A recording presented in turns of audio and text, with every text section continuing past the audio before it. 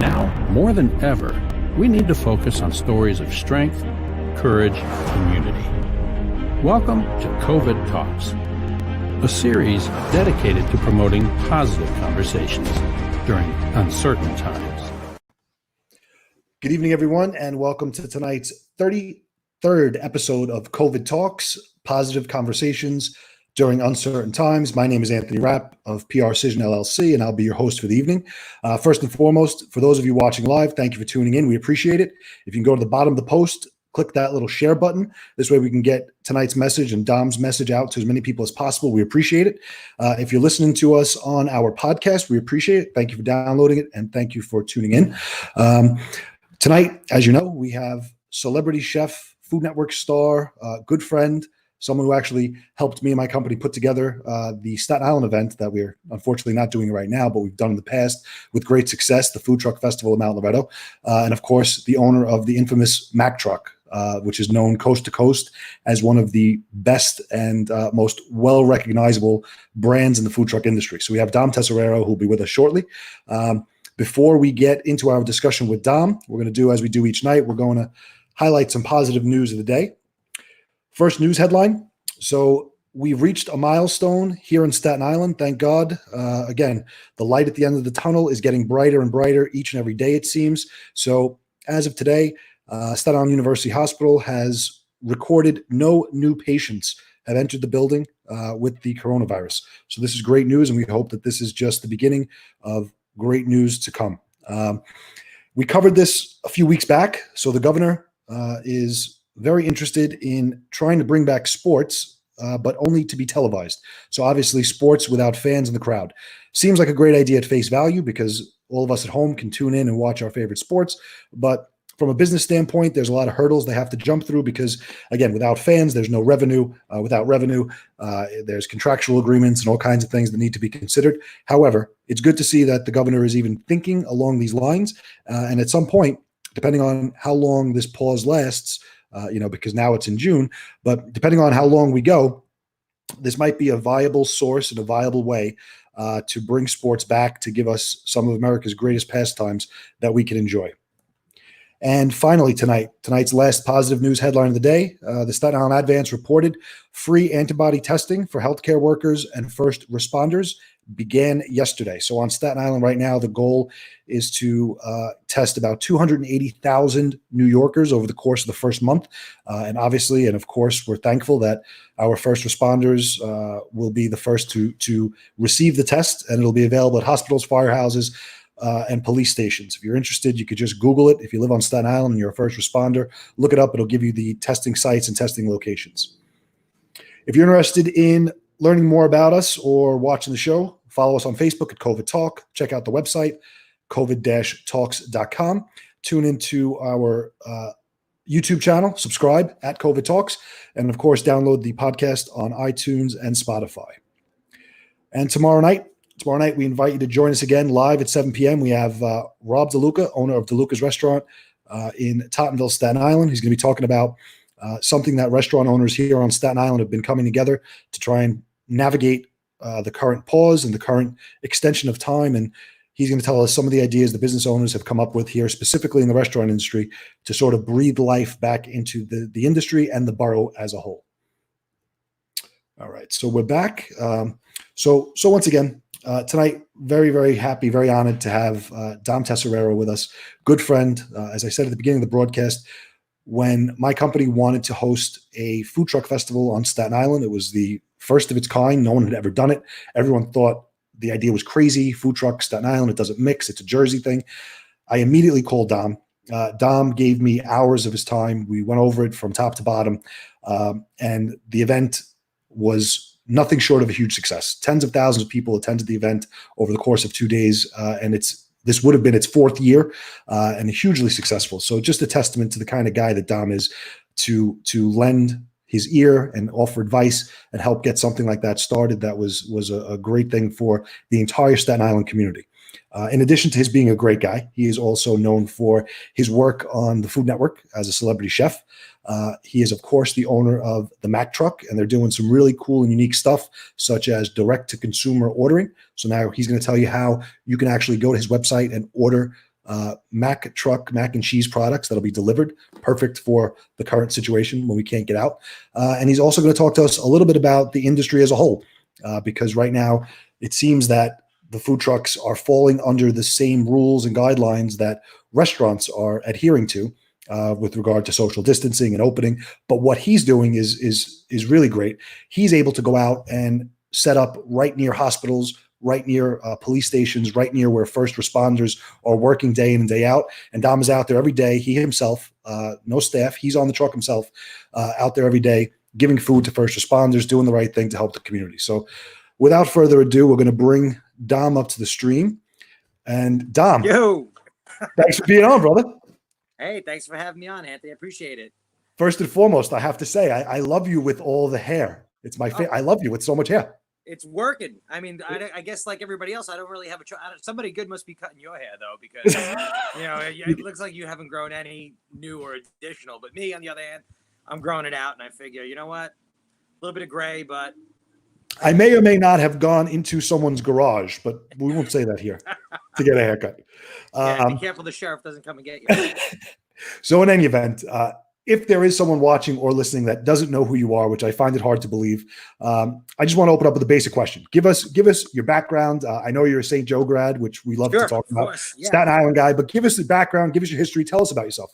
I grew up on Staten Island, kind of been here my whole life. Originally, family's from Brooklyn. We moved over the bridge like everybody else, and grew up on Staten Island like a lot of people came from Brooklyn over, and just great neighborhood. Grew up in Eltingville, went to St. Joseph by the Sea. Always had an affinity for food in the kitchen, cooking, and right out of high school, I went to culinary school, and I've had a very charmed career. I worked at Framboise, which is a famous catering company on Staten Island that did, a small company that did big things.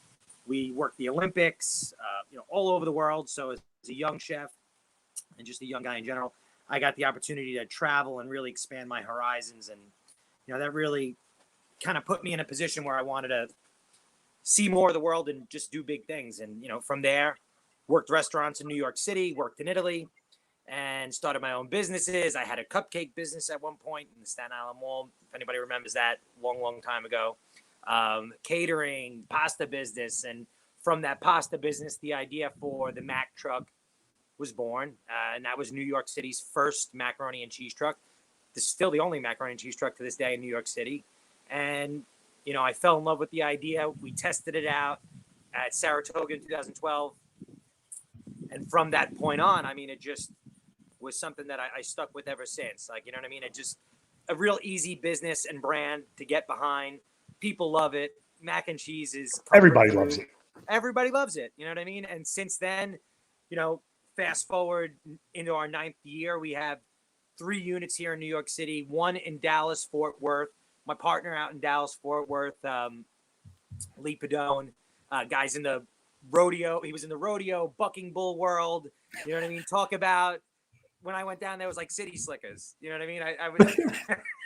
It was like City Slickers. So before we talk about the franchise and everything that your expansion, I want to pull it back just a little bit. So sure, it's really important, and I think it's important, and I want to make it known. So you mentioned all the chops you have in the culinary world, which is amazing. Sure. You traveled the world, you did all these things, and then you said you started multiple businesses. What I find so unique about you, and I think what makes you so successful, in my opinion, is the fact that you can cook and the back end of the house. But you also are great at business and the front of the house. There aren't many people who could do that. I think that's why what you've done works well. Experience, you know what I mean? Like, trust me, when I first couple of years, I didn't know what I was doing. I'd never been in the food truck business before.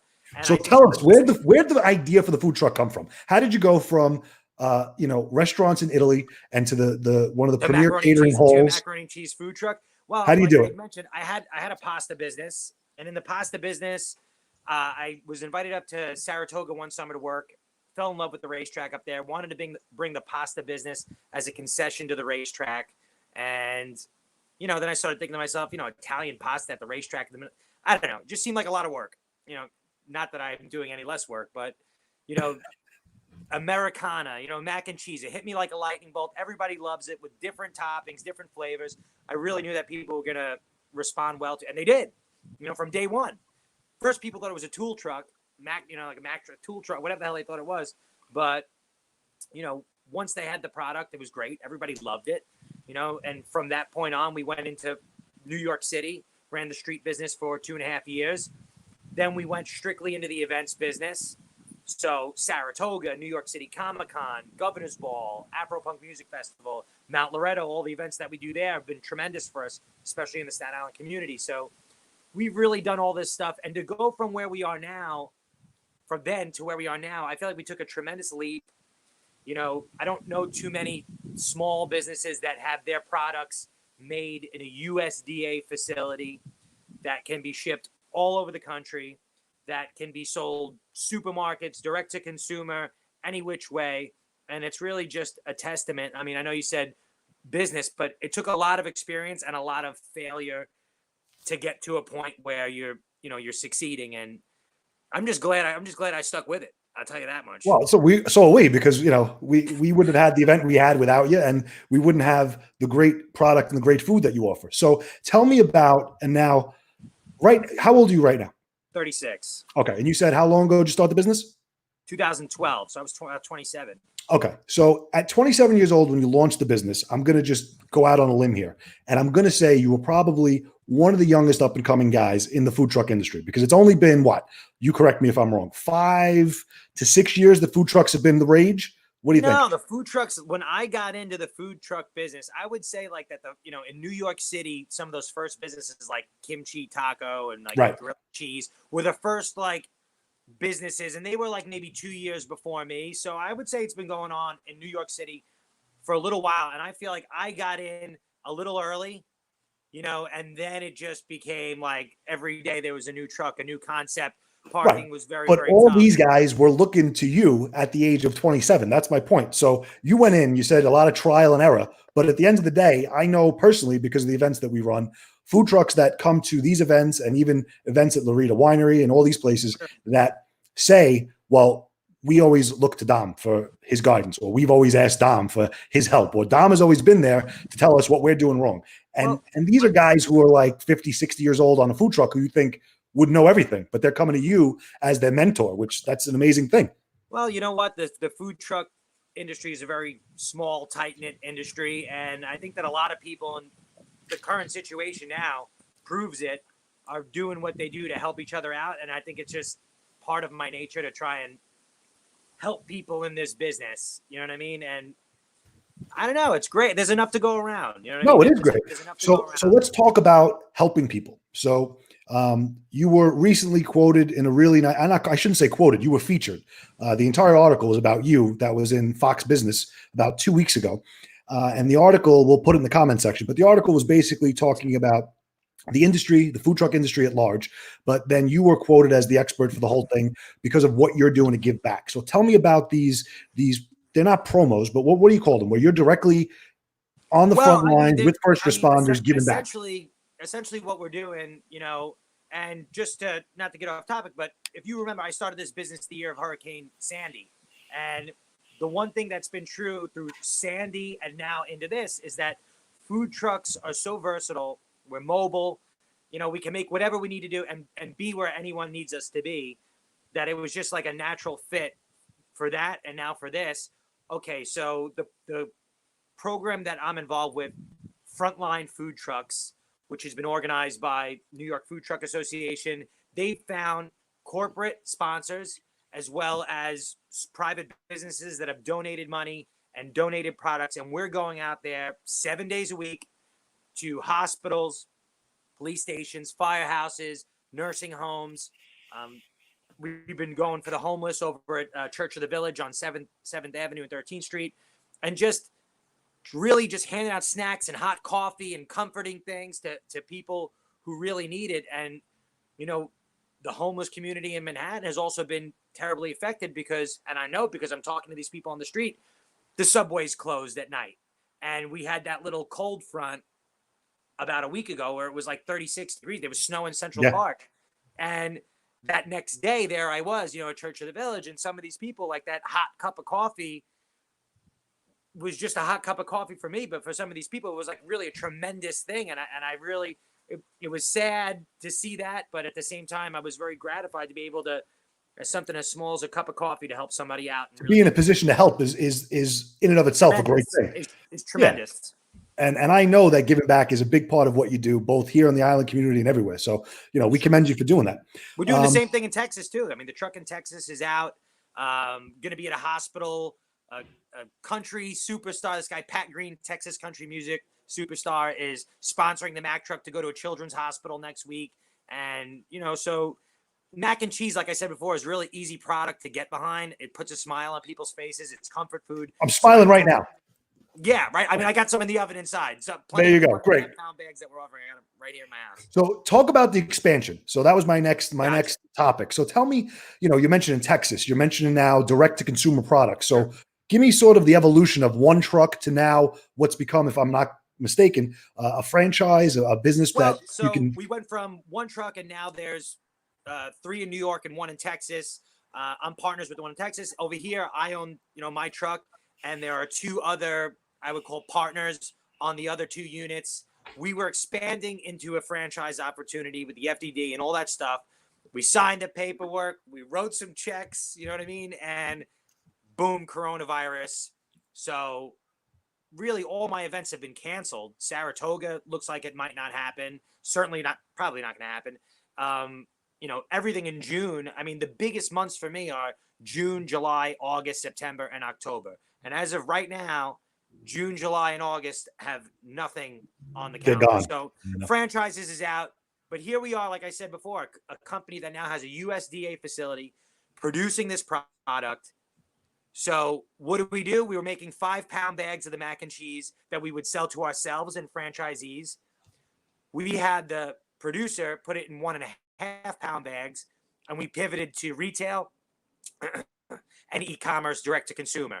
So as you see on the screen, those small 1.5-pound bags, the patented mac and cheese, the classic, and it's really awesome. And we deliver it right to your door, and it's going to come, packed with dry ice. Think about Omaha steaks, only cheesier, and it's going to come right to your front door. And it's a great product, and it's something that I think is the future of the business, not just my business, but the food business and just retail in general.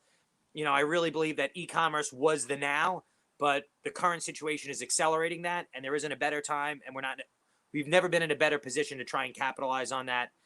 And as far as supermarkets are concerned, that's something that we would love to get into with the 1.5-pound bag, and we're working every day to get there. So we posted. I just posted the link in the comment section. So anyone who is watching us live right now, and later on, if you're listening or watching, the link will remain in the comment section. I invite you to go there. I invite you to check out all the offerings. I invite you to try one. Just try one. Get it. Get the mac and cheese. We're not talking about $100 here. We're talking about a little bit. Support. And then when you get it, right? When you get it and you make it and you're enjoying it, and you're smiling with your kids, your family, your friends, take pictures and post them on social media. And tag them and let them know. Say, Dom, we're so happy to have this product. We love it. We want to support you. It means the world, and it's coming. How does it come again? You said it's going to come like Omaha steaks with dry ice. Yeah, it comes, of course. I mean, we're shipping a frozen mac and cheese product. Currently, we're shipping it from Fort Worth, Texas to Staten Island.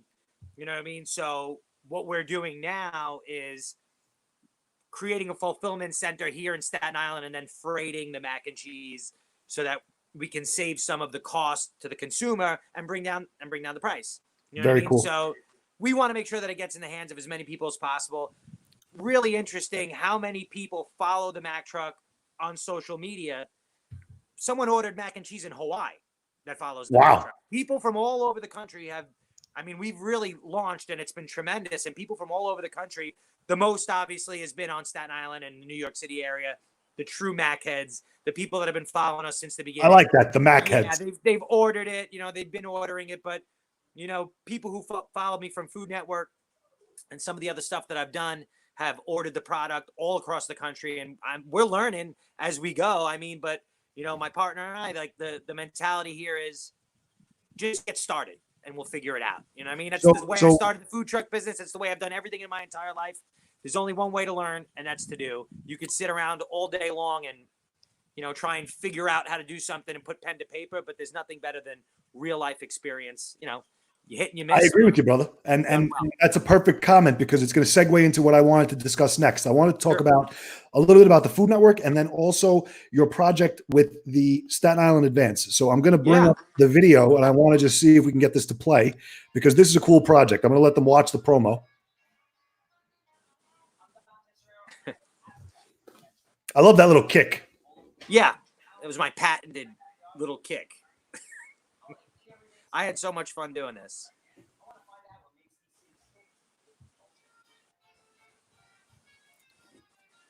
So now this is great. You partnered with the Staten Island Advance food editor, Pam Silvestri, who actually was a guest last Friday.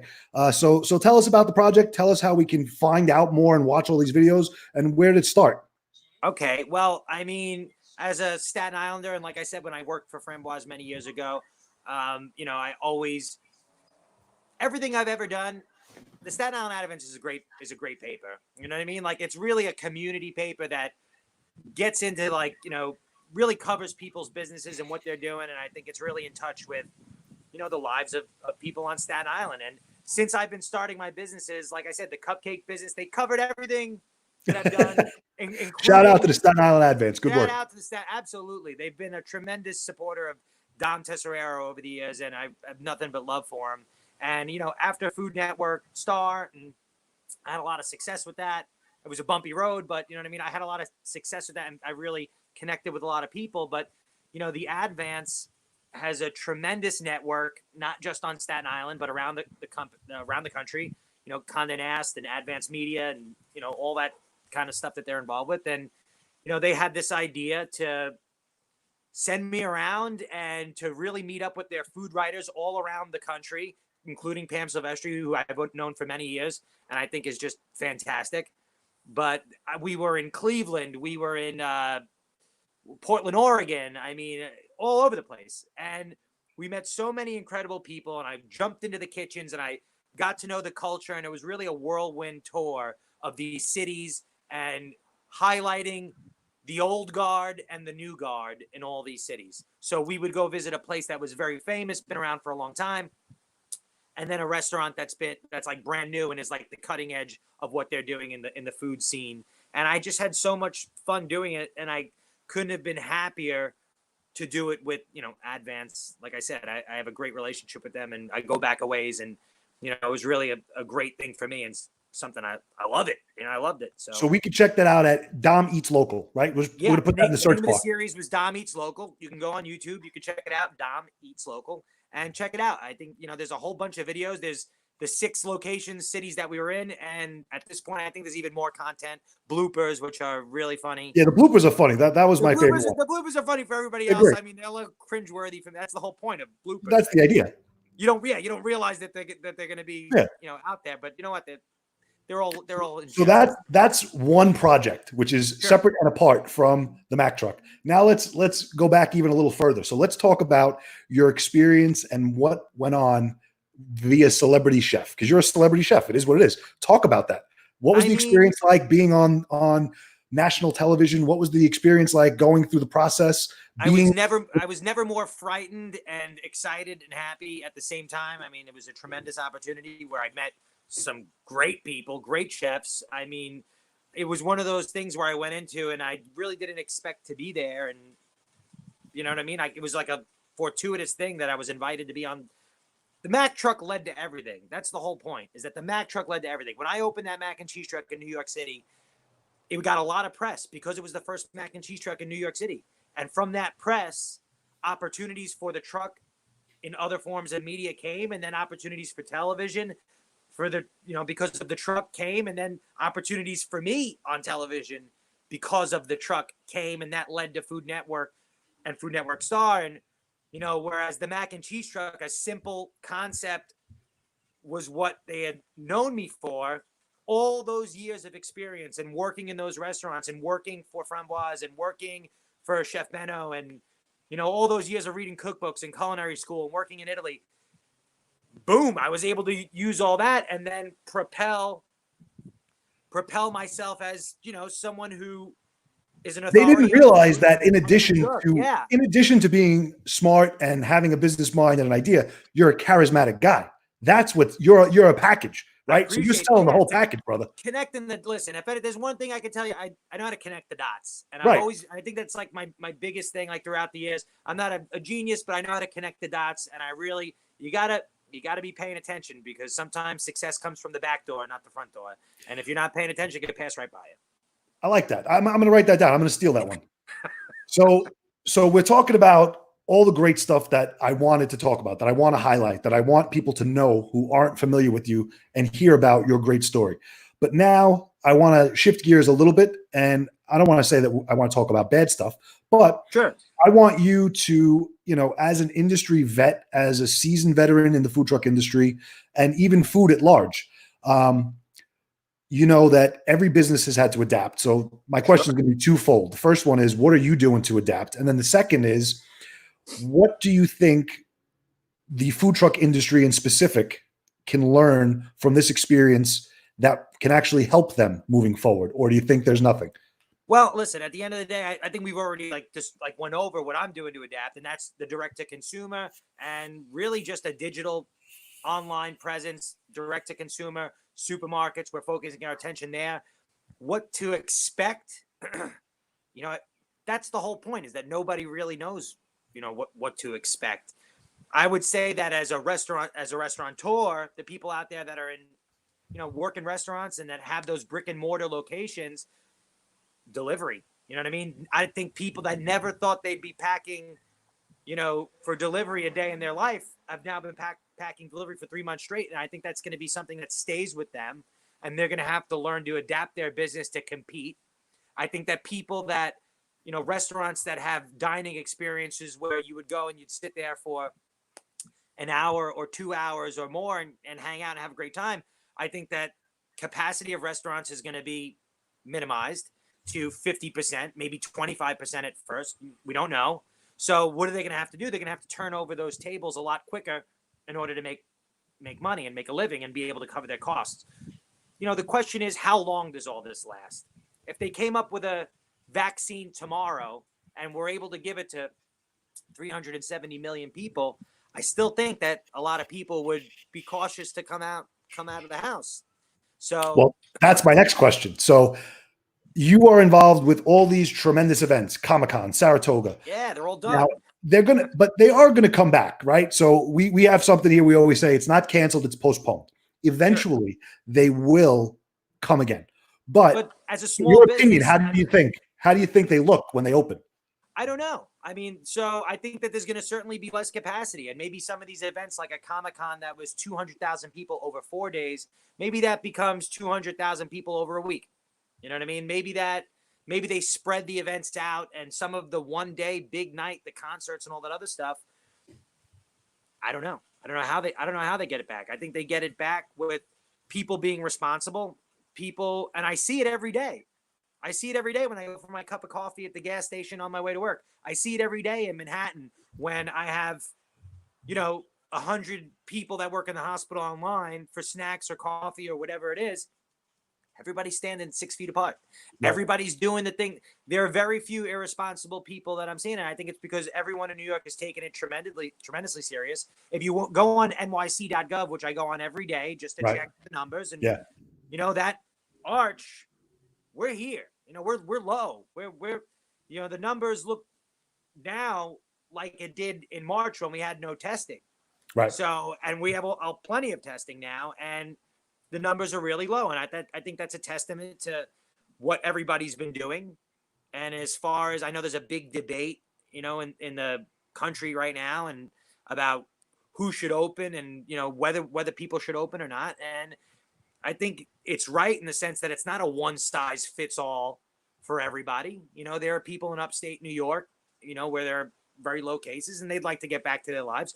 But unfortunately here in New York City and Staten Island, Staten Island has been affected tremendously per capita I think we're the second most to the Bronx per 100,000 people. Yep. So, we've had a pretty tough go at it here on Staten Island. And I can understand why people are cautious. But yeah, like everybody else, I'd love to get back to business. We all would love to. Oh, we'd all love to get back to business. I'd love to, enjoy beautiful weather. I mean, What do you And think they of? still What do you can, and think I guess of? he still can. What do you think of the? Because there's been discussion of this. The governor has alluded to it several times. The Department of Mental Health and Hygiene has alluded to this in several different ways, and they've said there may be. I don't want to call them dispensations, but maybe exceptions is the better term. So physical restaurants, like you said, brick and mortar with outdoor dining, may be able to do something a little sooner than a restaurant without outdoor dining. Sure. But you are, even though they lump you under food service industry as far as they're concerned, they put you in that bucket. You're really not in that bucket. So if they begin to dissect the bucket, we're an essential. Actually, food trucks are an essential business in all this. Like, food trucks are an essential business, and they're allowed to be out. You know what I mean? So people can be out, but the majority, there's no one in Manhattan. There's no lunch business. there's no one eating. So what's the point, right? There's no lunch business. There's only, you know what I mean? There's no one working. And how does it look after this when some of these companies who see that their productivity is actually still excellent, like the JP Morgan Chases and the Twitters of the world, and say, you know what, everybody can work home forever, or we're going to downsize and, not be in the city and have these giant buildings with all these people. We don't need it. We're being just as productive otherwise. What I would love to see is Staten Island try and capitalize on that. I think that after Hurricane Sandy, with a lot that, my original spot on Front and Wall Street was wiped out from Sandy, and it was never to be had again. All those businesses moved to Jersey City. They moved Weehawken, all Brooklyn, and Staten Island didn't get any of that corporate business. And you can see what those businesses did for places like Jersey City. I mean, it brought people and all the other stuff.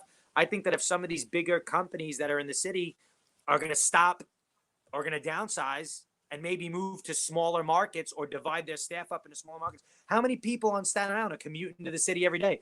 Get some corporate office space on Staten Island. You know what I mean? Like, build the business up here. I would love to see Staten Island capitalize on that and try and take some of that business and use it for our community, so that the restaurants and small businesses in our community can benefit from having, a better economy here. I'm very lucky because I always try to somehow make that come through with any guests that we've had on. So we had 30 some odd guests on the show. We're very lucky. And I try to, without forcing it, make the guests say how great Staten Island is. And you just did it perfectly, because you just mentioned after Hurricane Sandy, we came together. Right now, you're looking and thinking that Staten Island should come together again to figure out a way to capitalize on something that is going on right now. And we are unique because even though we get a bad rap in the media sometimes and all the nonsense, we're out there with each other, supporting each other, and we have our own backs. If the city don't take care of it, we take care of it. If they're not going to provide for it, we'll go to your neighbor, and the neighbor will help you out. So I love when that comes through. So that was great. There's plenty of corporate retail space on South Avenue. I mean, there's just so much corporate space for rent. And so many of these people are hoofing it to the city every day. And a lot of these companies are thinking about downsizing. Why shouldn't they capitalize on some of the corporate, office space here? And you know what I mean? Like, they moving all over everywhere else. We should get agreed. We want a piece of the action. We just want to wet our beak. We just want to wet our beak. That's it. We want to wet our beak a little bit. So I'm going to cut you off for 1 minute, Dom, because we do here every night. We do what we call the COVID Talks Hero of the Day.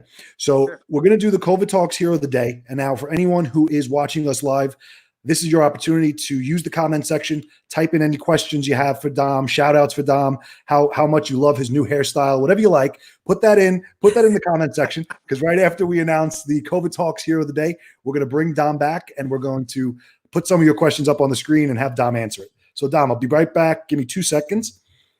All right. And today's COVID Talks Hero of the Day is the Carl V. Beanie Memorial Fund in conjunction with Montalbano's Pork Store. So what happened was on May 15th, the Carl V. Beanie Memorial Fund stepped in and underwrote lunches to be served and given to all 20 firehouses here on Staten Island, just as a way of saying thank you to our first responders who are firefighters. So shout out to the Beanie Fund, shout out to Montalbano's and Eric Bischoff, who was one of the leaders of this whole initiative. So we thank you, Beanie Fund. We thank you, Montalbano's, stepping up to help our first responders and do something positive.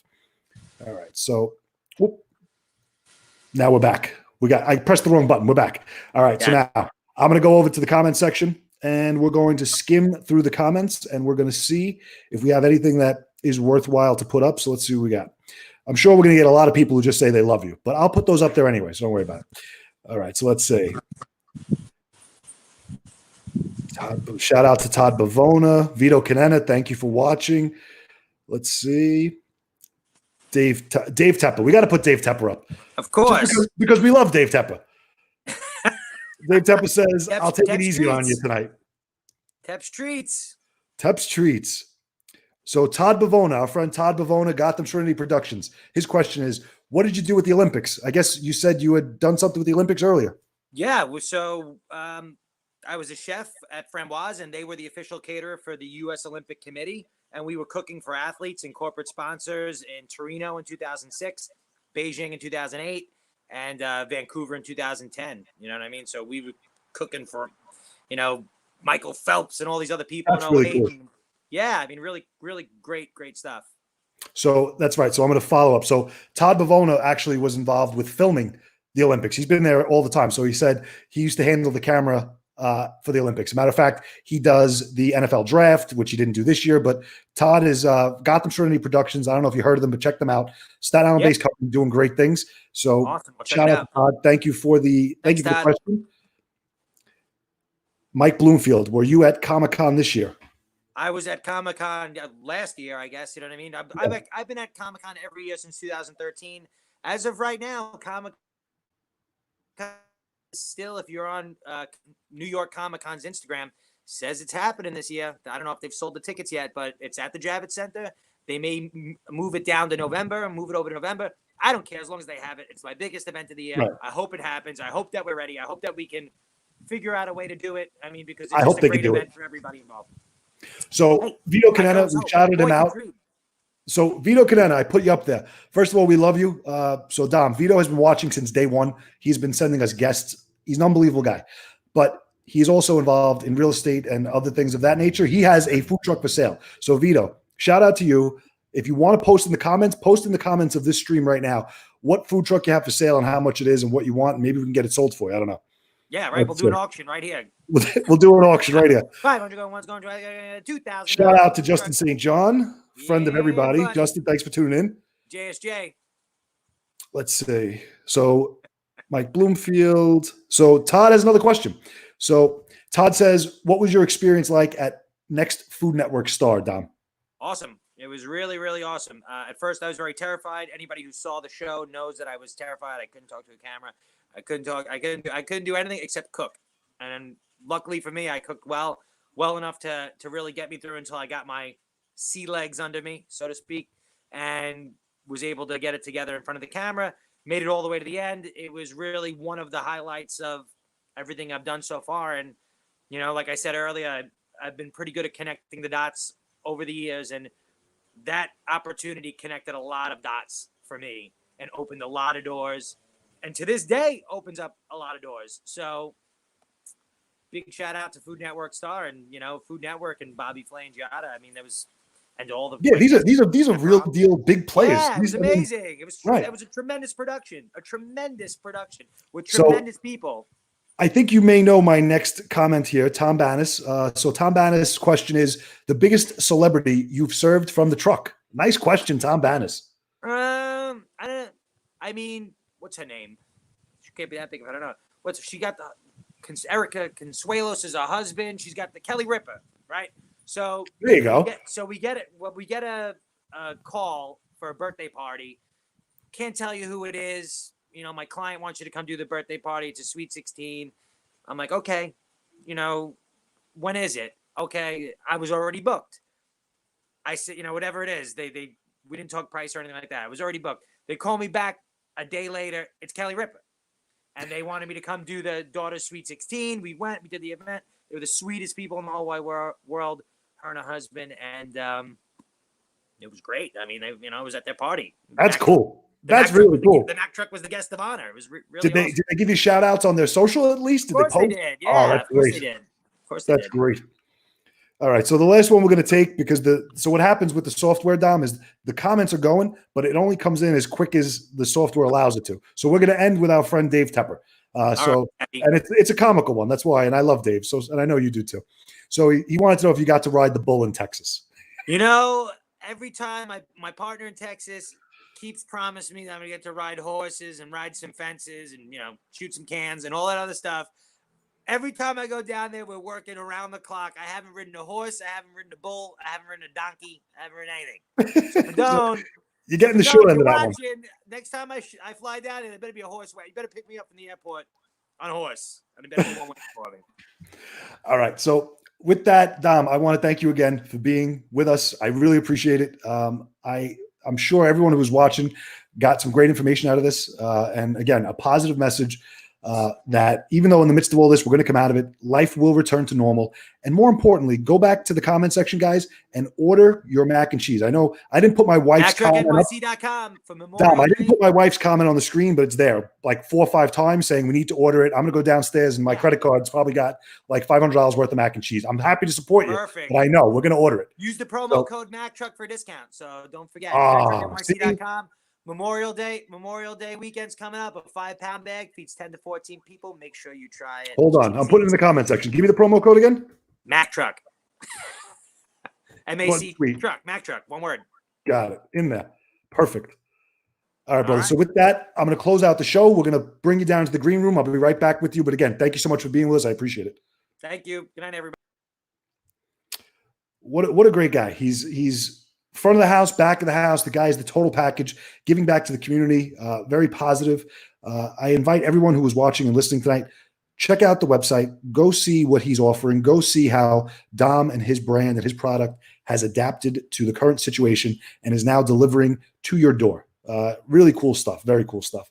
And before we close out for tonight, just a quick PSA. We invite you tomorrow to tune in for our guest, Rob DeLuca, at 7 p.m. Rob will be joining us discussing what restaurant owners on Staten Island have been meeting about and what their plans are to deal with the extension of the state being on pause. So we look forward to having Rob with us tomorrow night.